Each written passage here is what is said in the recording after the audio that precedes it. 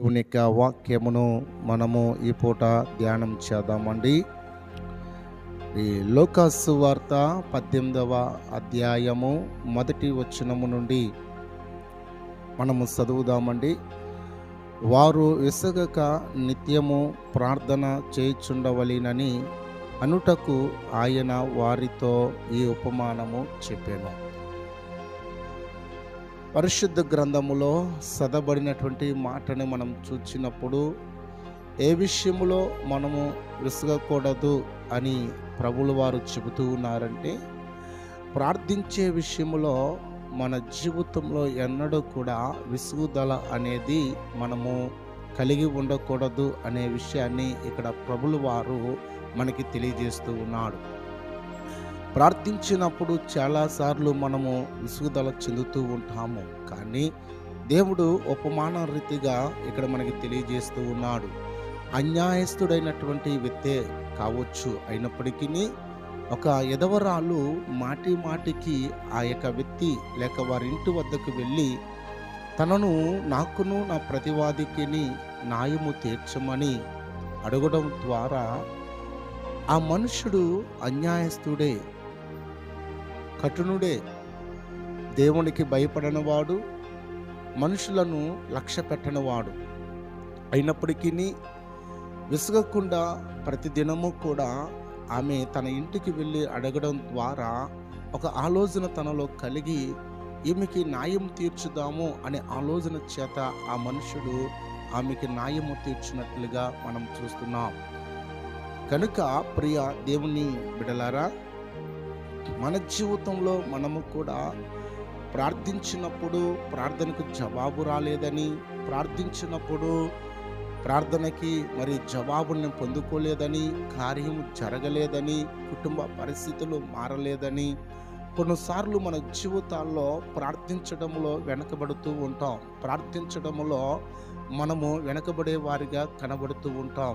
కానీ దేవుడు అంటూ ఉన్నాడు, ఈ పూట మనకి దేవుడు తెలియజేస్తూ ఉన్నాడు. ఏమని అంటే, ప్రార్థించే విషయంలో మనం ఎప్పుడూ కూడా విసుగుదల చెందకూడదు అనే విషయాన్ని గమనించి, ఎందుకు విసుగుదల చెందొద్దు అంటున్నాడంటే, దేవుడు ప్రార్థించినప్పుడు ఒకవేళ మనం విసుగుదల చెందితే దానిని బట్టి మనం ప్రార్థించకుండా ఆగితే, లేక ఆ అంశం కొరకో ఆ కార్యం కొరకో మనం ప్రార్థించకుండా మానినట్లయితే దానిని మనము చూడలేము. కనుక నీవు నేను ఒక కార్యము పొందుకునేదాకా, లేక ఒక సమస్య తీరేదాకా, లేక దేవుని నుండి జవాబు మనకి వచ్చేదాకా మనము మానకుండా ప్రభు సన్నిధిలో ప్రార్థిస్తూనే ఉండాలి.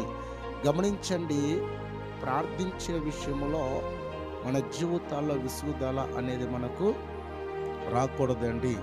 10 రోజులు చేయవచ్చు, 20 రోజులు చేయవచ్చు, అయినా నీకు జవాబు రాలేదా?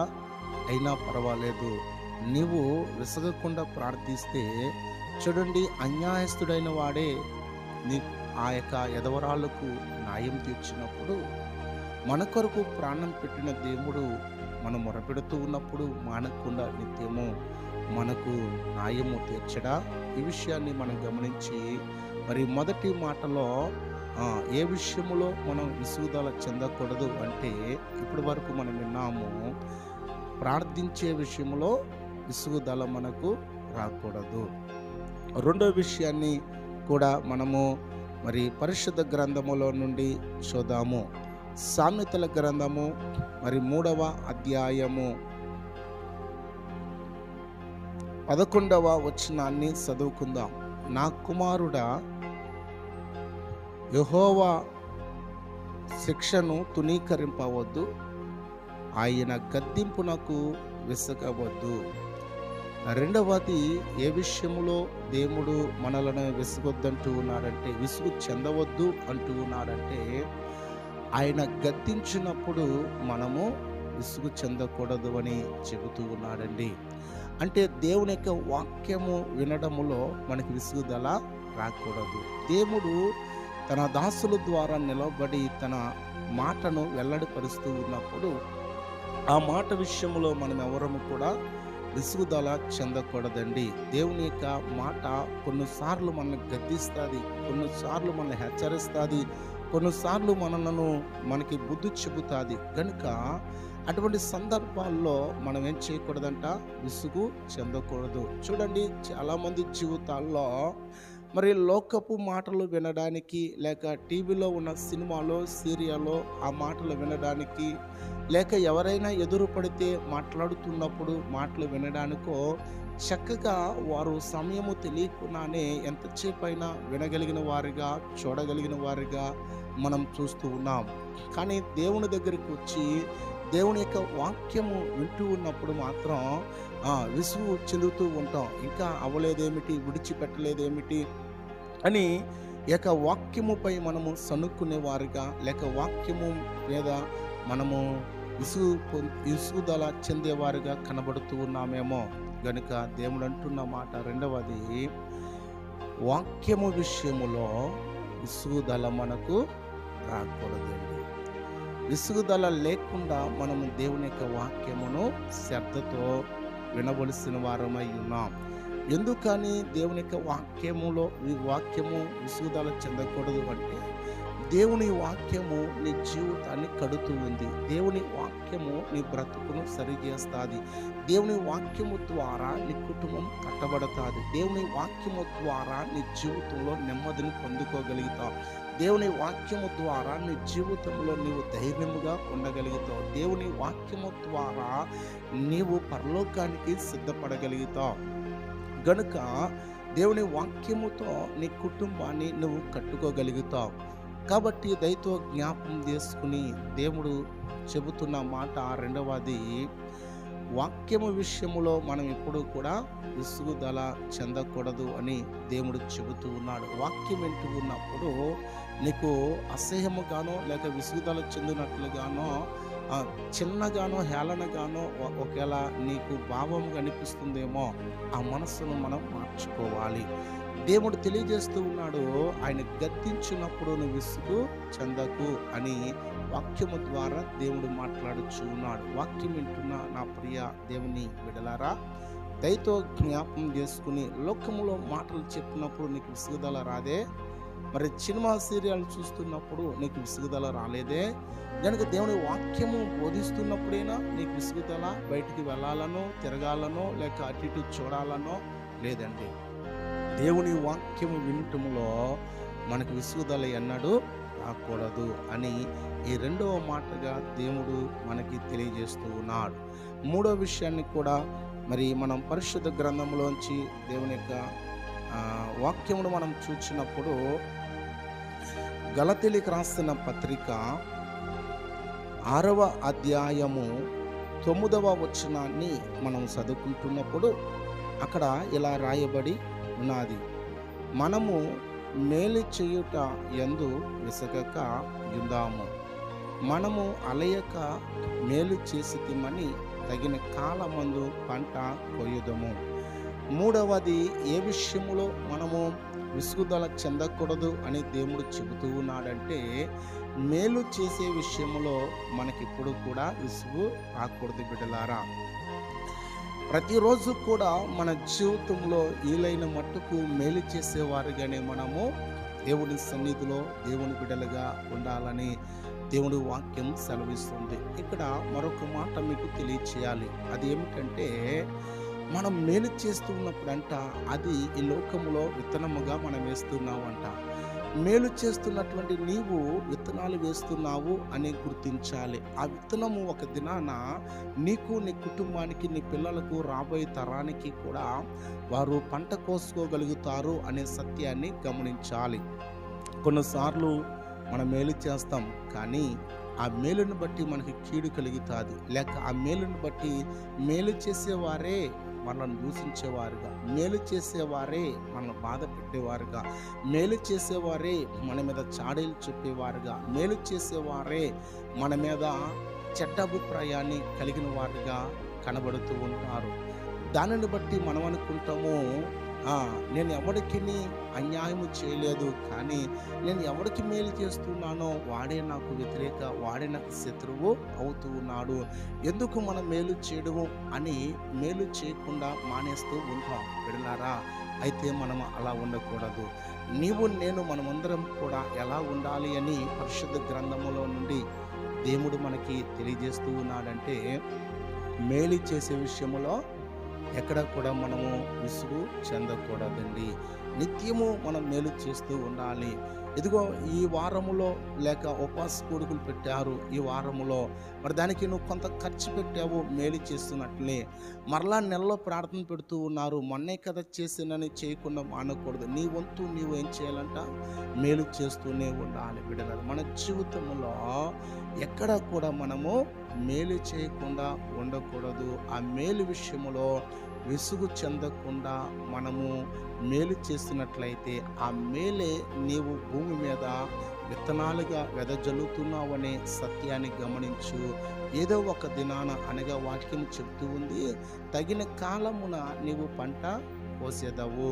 ఖచ్చితముగా భూమి మీద అంటూ నువ్వు విత్తనాలు జల్లుంటే ఏదో ఒక రోజున ఆ విత్తనములు మొలిచి మొలకెత్తి పెద్దవయ్యి విస్తరించి నీకు పంటనివ్వగలుగుతాయనే విషయాన్ని గమనించాం. మేలే చేయకపోతే నీ జీవితంలో అది మాట సాయం కావచ్చు, వస్తువు సాయం కావచ్చు, డబ్బు సాయం కావచ్చు, లేక నీవే అక్కడ నిలబడవలసినటువంటి అవసరత కావచ్చు, ఏదైనా సరే నీ నుండి నీ కుటుంబం తరపు నుండి మేలు చేసేవారుగా నీవు నేను మనమందరం ఉండగలిగితే, నీవు నేను ఏం చేస్తున్నావు అంటే ఈ భూలోకంలో విత్తనాలు జల్లుకుంటూ ఉన్నాం.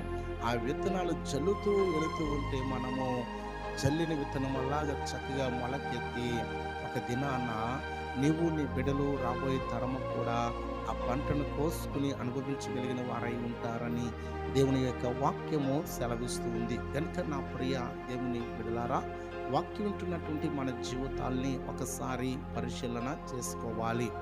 మొదట దేవుడు ఏం చెప్పాడు అంటే, ఏ విషయంలో మనము విసుగుదల చెందకూడదు అన్నాడు అంటే, ప్రార్థించే విషయంలో మనకి ఎప్పుడు కూడా విసుగుదల రాకూడదు. చాలాసార్లు 5-10 నిమిషాలు ప్రార్థించి ఇంకా ప్రార్థించలేరు.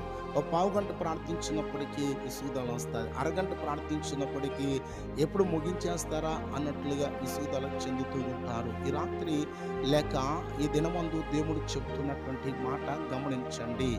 నీకు నీ జీవితంలో ఏ విషయంలోనైనా నువ్వు విసుగుదల రావచ్చేమో, కానీ ఎండను బట్టి నువ్వు విసుగవచ్చేమో, లేకపోతే వర్షాన్ని బట్టి నీకు విసుగుదల రావచ్చేమో, లేక మంచును బట్టి నీకు విసుగుదల రావచ్చేమో, కలుగుతున్న పరిస్థితులను బట్టి నీకు విసుగుదల రావచ్చునేమో. కానీ వినండి, ప్రార్థించే విషయంలో నీకు విసుగుదల రాకూడదు. ప్రార్థన పరిస్థితులను మారుస్తూ ఉంది, ప్రార్థన పరిస్థితులను చక్కబెడుతూ ఉంది. కనుక గమనించు, నువ్వు చేసే పనులోనికి విసుగుదల రావచ్చేమో, కానీ ప్రార్థించే విషయంలో విసుగుదల రాకూడదని దేవుడు చెప్తూ ఉన్నాడు. కాబట్టి ఇక నుండి అయినా సరే, ఇప్పటికి ఎన్నోసార్లు నువ్వు విసుగు చెందుంటావు.